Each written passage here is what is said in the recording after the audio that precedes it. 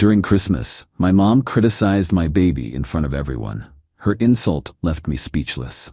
I, 32 female, have been sitting on this for about a week now, and I still can't believe what happened. My hands are literally shaking, typing this out, but I need somewhere to vent because my husband thinks I'm overreacting, and honestly, I need a reality check.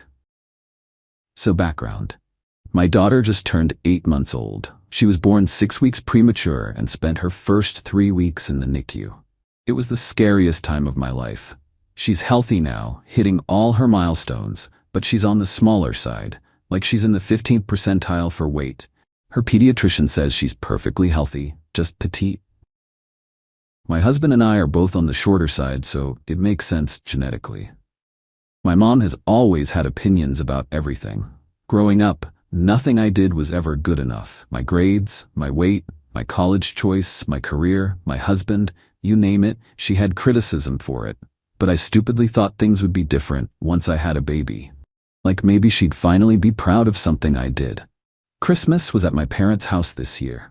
Big family gathering, my brother and his wife, my aunt and uncle, my grandmother, some cousins. About 15 people total. Everyone was passing my daughter around, cooing over her, saying how cute she was. Normal grandparent stuff, right? Then my mom takes her, and she holds her at arm's length like she's inspecting produce at the grocery store. I'm not even exaggerating. She literally holds her out and goes, "She's so small. Is she eating enough? She looks malnourished." The room went quiet. My aunt tried to change the subject, but my mom wasn't done. "I'm serious. Look at her. When your brother's kids were this age, they were twice this size. Are you sure there isn't something wrong with her? Have you had her tested?" I felt my face get hot. "Mom, her doctor says she's perfectly healthy. She's just petite." My mom does this laugh, this condescending, dismissive laugh that I've heard my entire life. Doctors don't know everything. I'm just saying, she doesn't look right. Her head looks too big for her body. It's not normal, y'all. My daughter was right there, in her arms.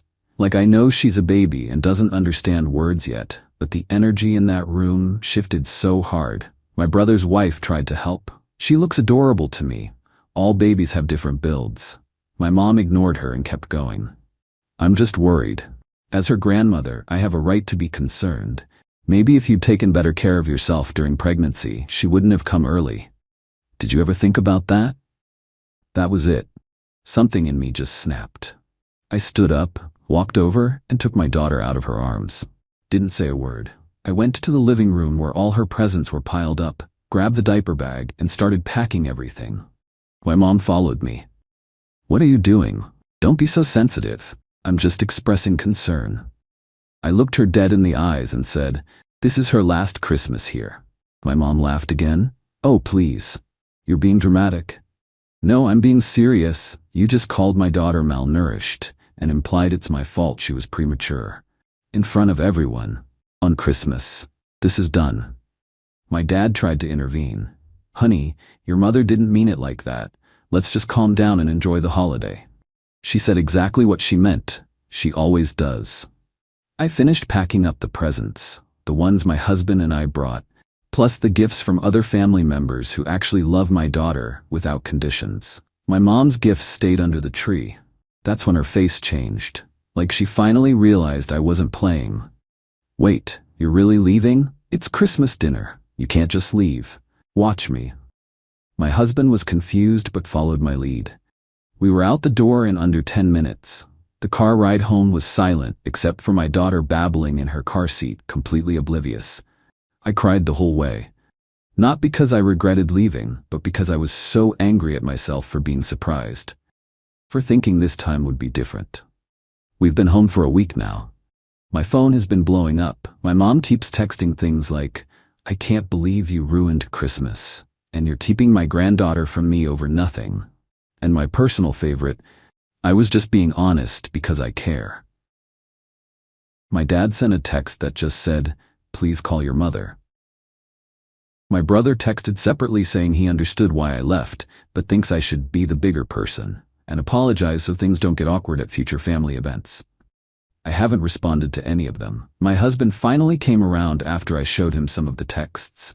He said he didn't realize how bad it was in the moment because he was in the kitchen getting drinks when most of it happened. Now, he's 100% on my side, but I'm still getting pressure from basically everyone to just let it go. That's just how she is. She's from a different generation. She didn't mean any harm. Am I crazy for thinking this is a hill worth dying on? Update 1, 5 days later. Okay, so I wasn't expecting my post to get this much attention, but here we are. Thank you to everyone who validated that I'm not insane. I needed to hear that more than you know. So, things have escalated. Buckle up. After I posted, I continued ignoring my mom's texts. She sent probably 30 messages over 3 days, ranging from "I'm sorry you took it that way," not an apology, to "you're poisoning my granddaughter against me," to "I have rights as a grandmother." Ma'am, your granddaughter is 8 months old. She doesn't even know what poison means. On New Year's Eve, she showed up at our house, no warning, just pulled into the driveway like she owned the place. My husband answered the door because I was feeding the baby. I heard my mom say, "I'm here to see my granddaughter. It's a new year and we're starting fresh." My husband, bless him, said, "That's not going to work for us right now." She tried to push past him, physically tried to push past my husband into our home. He blocked her and said, "You need to leave." She started crying, full waterworks. "I can't believe you're doing this to me. I'm her grandmother. I have every right to see her." I came to the door with the baby on my hip. "Mom, you need to go." "Let me just hold her for 5 minutes. 5 minutes, it's New Year's." "No. Why are you being so cruel? I said one thing and you're acting like I committed a crime." "You said multiple things. You called her malnourished. You said her head was too big. You implied her premature birth was my fault. On Christmas, in front of everyone. I was worried. That's what mothers do." "No. That's what you do. And I'm done letting you do it to my daughter." She stood there on our porch for probably 10 minutes crying and making a scene. Our neighbors were definitely watching. I'm sure that was part of the performance. Finally, my dad came and collected her. He gave me this look like I was the one being unreasonable. Since then, she's mobilized the family. My aunt called to tell me I was being unnecessarily harsh, and that my mom has always been a little tactless, but her heart is in the right place. I asked my aunt if she'd be okay with someone calling her grandkids malnourished at Christmas dinner. She didn't have an answer. My brother's wife texted me an essay about how my mom called her crying every day and how hard this is on her. On my mom. The victim here is apparently my mom. Then came the real kicker. My grandmother called. My 78-year-old grandmother who I adore and who has always been the peacekeeper. She asked me to come to her house on Saturday because she wanted to talk. I agreed because I love her and I thought maybe she'd actually understand. Nope. When I got there, my mom was sitting in the living room. Ambush. My grandmother said, "I just want my family together. Can't you two work this out?" I looked at my mom. She had this smug expression like she'd won something by tricking me into showing up. "Did you know she was going to be here?" I asked my grandmother. "I thought if you two could just talk." "I can't do this." I grabbed my keys. "Grandma, I love you, but this was not okay." My mom stood up. "See? She won't even try. She's the one being unreasonable." I turned to her. "You want to work this out?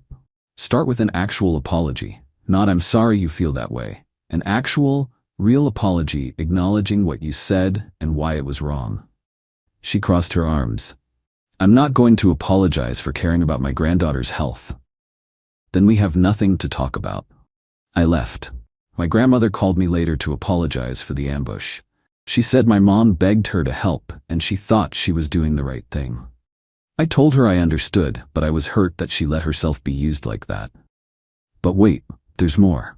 My mom started sending gifts. Every single day, a package would arrive at our door.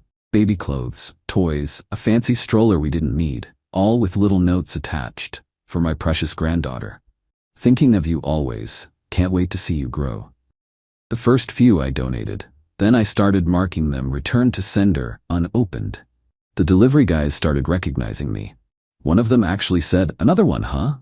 "Yeah, buddy. Another one." Then she escalated further. She called our pediatrician's office, our pediatrician, claiming to be concerned about her granddaughter's health, and asking if she could speak to the doctor about her weight. The office obviously couldn't tell her anything due to HIPAA, but they called us to let us know someone had been inquiring. I was livid. This woman had the audacity to call our daughter's doctor to validate her Christmas comments, like she was trying to prove she was right about the malnourishment. I called her directly for the first time since Christmas. "You called our pediatrician?" I was worried. "You won't talk to me. You won't let me see her. How else am I supposed to know she's okay?" By trusting that her parents have it handled, like a normal person. "I'm her grandmother. I have a right to." "You have no rights. None. You are not entitled to information about my child. You are not entitled to access to my child. Stop calling people." She hung up on me. So now I'm apparently the villain who won't let things go and is tearing the family apart. My husband thinks we should send one final message laying out our boundaries clearly so there's no ambiguity. I'm drafting something, but honestly, I'm so emotionally exhausted. The thing that keeps me going is looking at my daughter. She's so happy and perfect and has no idea any of this is happening. She deserves a grandmother who looks at her and sees joy, not problems to criticize. More updates as things unfold, I guess. Update 2. 3 weeks later. Final update because I think this chapter is closed. It's been a wild ride and I need to get this all out. After the ambush at my grandmother's and the pediatrician incident, my husband and I sat down and wrote out a formal letter to my parents.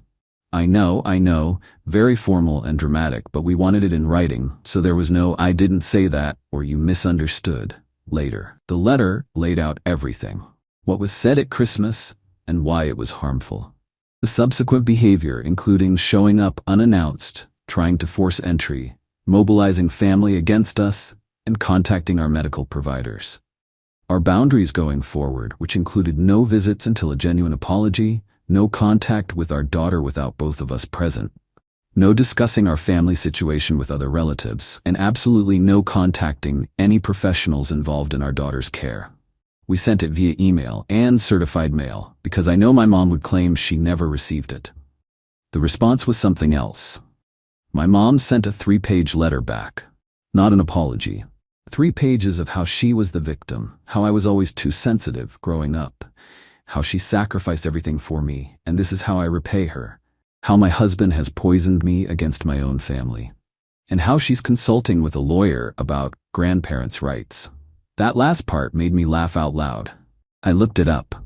Our state does have grandparent visitation laws, but they basically only apply if the parents are divorced, deceased, or deemed unfit, or if there's a pre-existing significant relationship and it's in the child's best interest. Married couple with a healthy baby who just don't want to see grandma because she's toxic? Not covered. But here's where it gets really interesting. My mom started calling my husband's parents. We're not super close with them since they live several states away and we see them maybe twice a year, but they're nice people. My mom called them to warn them about what kind of person I really am and how I'm unstable and keeping their granddaughter hostage. My mother-in-law called me directly. "Your mother called me. She sounded off. She was saying all these things about how you're denying her access to her granddaughter and how your husband has brainwashed you. I just wanted you to know and see if you're okay." I explained the whole situation. My mother-in-law's response? "That's insane. She said those things about a baby? I'm so sorry you're dealing with this." Then she said something that genuinely made me tear up. "For what it's worth, I think your daughter is perfect, and I think you're a wonderful mother. Don't let anyone make you doubt that." So my mom's attempt to turn my in-laws against me completely backfired. They actually started checking in on us more often after that. Sent a care package with some baby stuff and a nice bottle of wine for me with a note that said, "You deserve this." But my mom still wasn't done. The next thing she tried was showing up at my husband's gym, the one he's been going to for years. She waited in the parking lot until he came out and ambushed him at his car. "I just want to talk, please. You have to understand, I'm losing my granddaughter." My husband was caught completely off guard. "This isn't the place for this." "Then where is the place? Your wife won't talk to me. You won't answer my calls. I'm desperate here." "You're desperate because you refuse to apologize for what you said. This isn't complicated. I apologized. I said I was sorry she took it that way. That's not an apology. That's blame shifting. You need to leave. She grabbed his arm. Actually grabbed him. Please, just let me see her. One time. I'll prove I can be better. He pulled away. If you don't leave right now, I'm calling the police. She left, but the gym thing shook him. He started parking in a different spot and varying his schedule. The fact that my mom tracked down where he works out and waited for him was genuinely unhinged behavior. We made the decision that night. Full no contact, not temporary, not conditional on an apology. Done. I sent one final message to my mom. After stalking my husband at his gym, any possibility of reconciliation is gone. Do not contact us again. Do not contact our friends, families, or anywhere we frequent. Any further attempts to reach us will be documented, and we will pursue a restraining order if necessary. This is not a negotiation. Then I blocked her number. Blocked her on all social media. My husband did the same. My dad sent one last text. I hope you're happy. Your mother is devastated. She made a few mistakes, and you're treating her like a criminal. I didn't respond. I blocked him too. A few mistakes is understating things just a bit. Here's the aftermath. My brother finally reached out. Not to pressure me to reconcile, but to tell me that he and his wife have also pulled back from my parents. Apparently my mom's behavior at Christmas wasn't the first time she said inappropriate things about kids in the family. His wife has been dealing with similar comments about their son's weight for years. They just never said anything because they didn't want to rock the boat. We had a long phone call. He apologized for not backing me up sooner and for telling me to be the bigger person. He said watching me set boundaries made him realize he should have done it years ago. His wife got on the phone too and said she wished she'd had my backbone when my mom first started making comments about her son. They're now LC with my parents and actually told my mom directly that her behavior was unacceptable. My aunt, who initially called me harsh, texted me a week later. I've been thinking about what you said, about whether I'd be okay with someone calling my grandkids malnourished. I wouldn't be. I'm sorry I didn't see that at first. You did the right thing. That one actually meant a lot. She's always been kind of my mom's sidekick, so having her validate my decision was unexpected. My grandmother and I have talked a few times. She's staying neutral, which is fine. She's old and she's seen a lot, and I don't expect her to cut off her own daughter. But she did say she respects my decision and that she's sorry for the ambush. She also told me something interesting. Apparently my mom has been telling the extended family that I've lost my mind and that my husband is controlling and that they need to save me. Some relatives have bought it, some haven't. I genuinely don't care anymore. The people who matter know the truth. As for my mom, from what I've heard through the family grapevine, she's not doing great. Not in a karmic justice way that makes me feel satisfied, just in a factual way. She's apparently been telling everyone who will listen that I've stolen her grandchild. Some of her friends have distanced themselves because even they think she's being unreasonable. My dad is apparently exhausted from managing her emotions 24/7.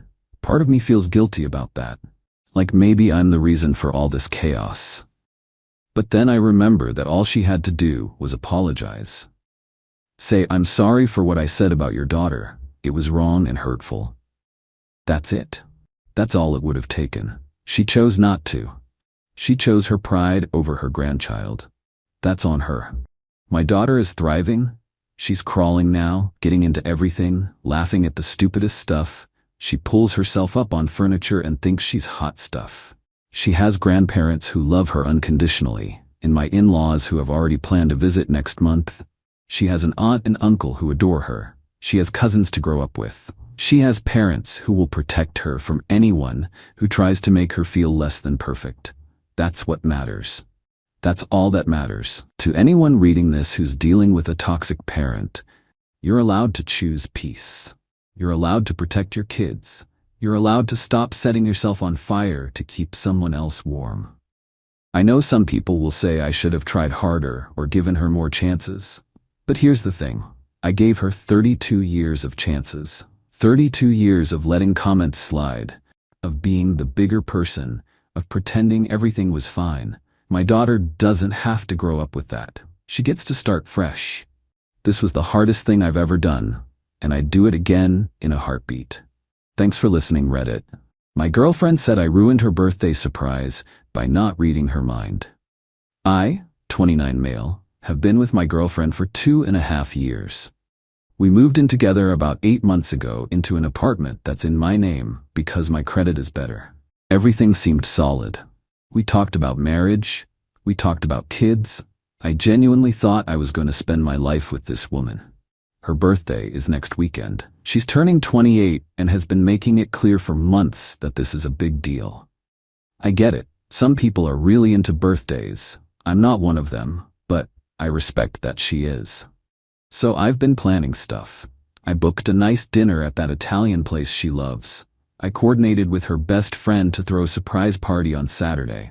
I bought her a necklace she'd been eyeing for months. I even took a half-day off work on her actual birthday so we could spend the afternoon together before dinner. Last Tuesday, she came home from work in a mood. Not unusual. Her job stresses her out. But this was different. She was cold, distant. When I asked what was wrong, she said nothing. In that way that clearly means everything. I pushed a little. Bad idea, apparently. She snapped. You don't even know what I want for my birthday, do you? I was confused. I have some things planned, I thought. You thought. You always think. You never actually know. You can't read me at all. I stood there like an idiot trying to figure out what I did wrong. Babe, if you want something specific, just tell me. I want to make your birthday special. That's the point. I shouldn't have to tell you. If you really knew me, you'd just know. Y'all, I'm not a mind reader. I don't think anyone is. But I apologized anyway because I wanted to keep the peace. I said I was sorry for not understanding what she needed, that I'd try harder, all the usual groveling. She seemed satisfied with that and went to take a shower. Here's where everything changed. She left her phone on the kitchen counter. It buzzed. I wasn't going to look at it. I really wasn't. But the notification preview showed a message from someone saved as a pizza emoji. The preview said, "Can't wait to see you Saturday. It's been too long, beautiful." My stomach dropped. I know I shouldn't have, but I picked up the phone. It was still unlocked from when she was using it. I opened the messages. The conversation went back 3 weeks. Her ex, the guy she dated for 4 years before me, the one she told me she had no feelings for anymore and couldn't stand. The highlights. Her, 3 weeks ago. I miss talking to you. Things have been weird here. Him, you know I'm always here for you. Always was, always will be. Her, 2 weeks ago. My birthday is coming up. I wish I could see you. Him, just say the word. Her, last week. He's planning some boring dinner and party thing.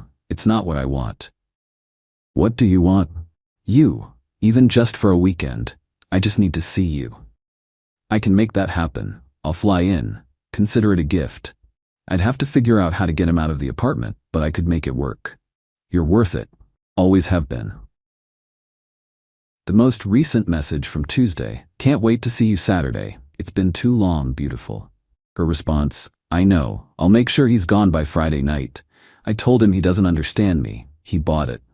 I put the phone back exactly where I found it. My hands were shaking. When she came out of the shower, I acted completely normal. Smiled, asked if she was feeling better, made dinner, watched TV with her, went to bed. I didn't sleep. Not even a little bit. So now I'm sitting here trying to figure out what to do.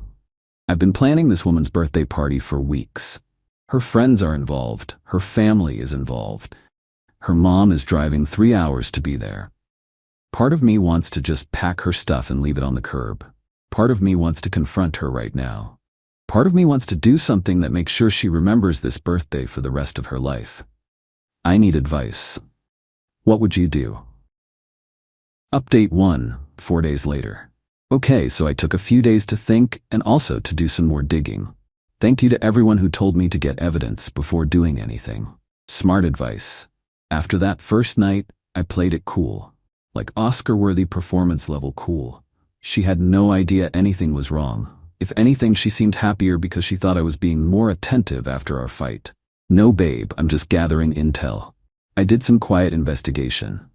First, I went back through her phone when she was sleeping. Turns out she doesn't just have her ex saved as a pizza emoji. She has a whole second conversation thread going with her best friend about this. Her best friend. The same one I've been coordinating the surprise party with. Some gems from that thread. Hey, he's flying in Friday. I'm so nervous but also so excited. Best friend, what are you gonna tell your boyfriend? Her, I told him he hurt my feelings by not knowing what I wanted. Now he's being super apologetic. I'll just tell him I need space for my birthday weekend to process or whatever. Best friend, girl, that's cold, lol. He can have his boring party on Sunday. Saturday is for me. As long as you know what you're doing. It's not cheating if it's my birthday, lol. I deserve this. I've been so stressed and he doesn't get it. It's not cheating if it's my birthday. I read that line probably 50 times. Still can't wrap my head around it. So now I know her best friend is in on it. The same best friend who has been texting me asking about party details and acting like everything is normal. The same one who told me last week that my girlfriend is so lucky to have someone who cares this much. Here's what else I found out. The ex is apparently some finance guy who lives across the country now. They dated through college and a couple years after. She always told me they broke up because of distance and it was mutual. Turns out she was devastated when he left and has apparently never fully gotten over it. There were messages going back months, not explicit stuff, but definitely emotional. I think about you sometimes. No one gets me like you did. That kind of thing. I'm not gonna lie. Reading all that hurt, like physically hurt. This woman has been lying to my face for months while I've been planning a future with her. But I'm not gonna fall apart. I'm going to be strategic. So here's my plan. I'm not canceling the surprise party. Everything is still going forward exactly as planned. Her mom is still coming. Her friends are still coming. Her coworkers are still coming. Everyone who matters to her will be in one room on Saturday evening. Her ex lands Friday afternoon. She thinks she's going to get me out of the apartment by convincing me to visit my parents or something. She's already started planting seeds. You haven't seen your mom in a while. Maybe you should go this weekend? I'll be fine here alone. Subtle. Here's what she doesn't know. I already told the party guests that the time changed. The party was originally planned for 7 p.m. Saturday. I moved it to 2 p.m. and told everyone I wanted to surprise her earlier in the day. Everyone's on board, including her best friend, who still thinks I have no idea what's going on. I also reached out to the ex, from a burner email, pretending to be building management. Told him there was a noise complaint filed against our unit and asked him to confirm what times he'd be visiting so we can note it for our records. He responded with his flight info. Lands Friday at 4 p.m. Very helpful. The final piece. I've been slowly moving my important stuff out of the apartment. Documents, electronics, things I care about. I have a buddy who's letting me store stuff at his place. He doesn't know the full story yet, but he knows something's up and he's being cool about it. Her name isn't on the lease. I checked with my landlord. As long as I give her reasonable time to collect her belongings, I can change the locks once she's no longer a resident. Saturday's gonna be interesting. I'll update after. Update 2, 9 days later. It's done. Sorry for the delay in updating. Needed time to process and also handle some practical stuff. Let me walk you through everything. Friday went according to her plan. She spent the whole day dropping hints about how I should visit my parents. You seem stressed. Maybe a change of scenery would help? I played along, told her I was thinking about it. She looked so relieved. Around 3 p.m. I told her I decided to go. I'd be back Sunday evening. She literally couldn't hide her smile. That's great, babe. I think it'll be good for you. I'll just have a quiet birthday weekend. Self-care, you know? Self-care, right? I packed a bag, made a show of loading it into my car, kissed her goodbye, then I drove to my buddy's place and waited. I had a friend keeping tabs on the apartment building. He texted me at 6:52 p.m. Some guy just went in with a duffel bag. Looked pretty comfortable. That was fast. Didn't even wait for me to theoretically be out of the state. I spent Friday night at my buddy's place. Didn't sleep much, but honestly felt calmer than I expected. Like I'd already processed the grief and now I was just executing the plan. Saturday morning, I drove back and parked a few blocks away from the apartment. The party was set for 2 p.m. at a restaurant nearby. Her mom had arrived the night before and was staying at a hotel. All the guests were confirmed. Here's how the surprise worked. At 1:30 p.m., her best friend texted her, "Hey girl, happy early birthday. Can you meet me at the restaurant for a quick lunch? I have a gift for you." My girlfriend, who I assume was with her ex at this point, responded, "Can it wait until tomorrow? I'm kind of in the middle of something." Best friend, "It'll only take an hour. Come on, it's your birthday weekend." After some back and forth, she agreed.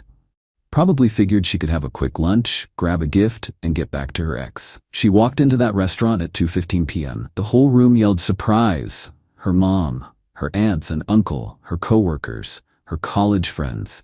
About 25 people total. All there to celebrate her. And standing right at the front with a microphone? Me. The look on her face. It was confusion, then panic, then this desperate attempt to look happy. She searched the room for her best friend, who was deliberately avoiding eye contact. "Happy birthday, babe," I said into the mic. "I know you said I couldn't read your mind, so I decided to do something special." She was frozen, couldn't move.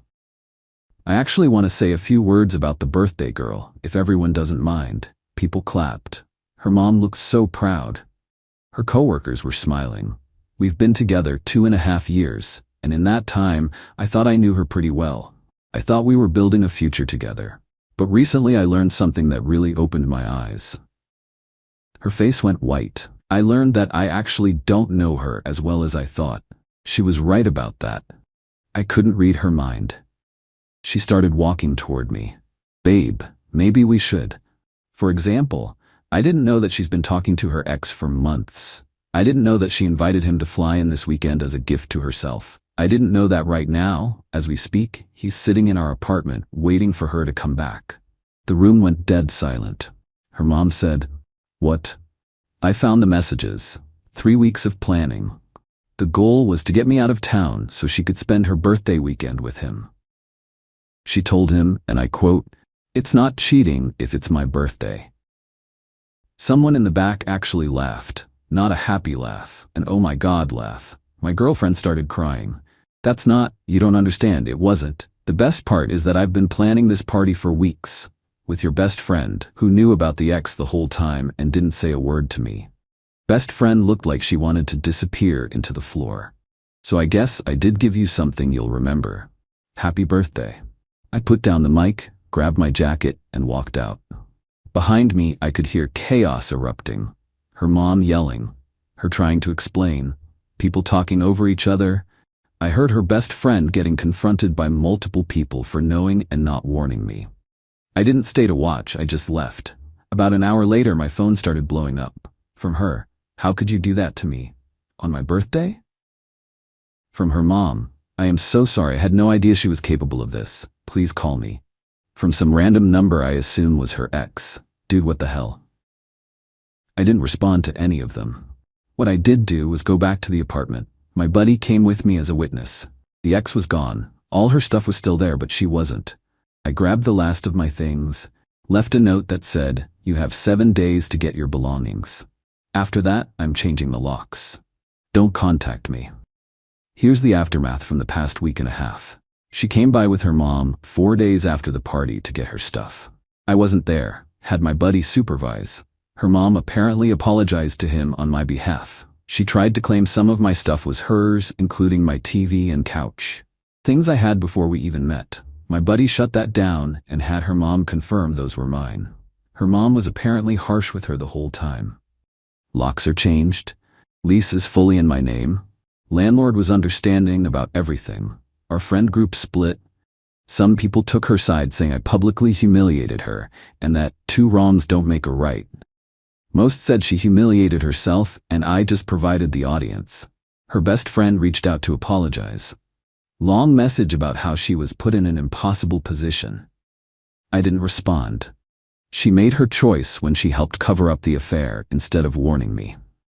Her mom sent me a message saying she's mortified by her daughter's behavior and that she raised her better than this. She also said she told her daughter not to contact me again. As for my ex, she's been telling everyone a different version. According to her, I was controlling, and emotionally unavailable. And she sought comfort elsewhere because I neglected her. Also, according to her, she never actually did anything physical with the ex, so technically she didn't cheat. The mental gymnastics are Olympic level. She tried one last thing. She called my job, told the front desk she was my girlfriend and there was a family emergency and I needed to call her immediately. My coworker took the message. I had to explain the whole situation to my boss. He said if she calls again, they'll tell her I don't work here. After that stunt, I documented everything and talked to a lawyer friend who said to keep records in case she escalates. Her messages have ranged from apologetic to furious to desperate. I made a mistake. You humiliated me in front of everyone. Can we please just talk? I never actually slept with him. This is your fault for not paying attention to me. Classic. Even now, it's somehow my fault. I blocked her number, changed all my passwords, haven't heard from her since her mom told her to stop. Is my life a mess right now? Yeah, do I have to rebuild? Yeah. But I'd rather rebuild from scratch than build on a foundation made of lies. 2.5 years down the drain. Starting over at 29 wasn't in my plan. But I also feel lighter, like I was carrying something heavy and didn't realize it until I put it down. Looking back, there were signs I ignored. Times she made me feel crazy for having basic needs. I'm staying single for a while, spending time with friends who proved they're actually friends. My buddy who helped me through this has become one of my closest people. Sometimes you find out who's real when everything falls apart. To anyone in a similar situation, trust your gut. If something feels off, it probably is. And don't be afraid to blow it all up if you need to. Better a controlled demolition than living in a house that's going to collapse on you anyway. Thanks for coming along for the ride, Reddit.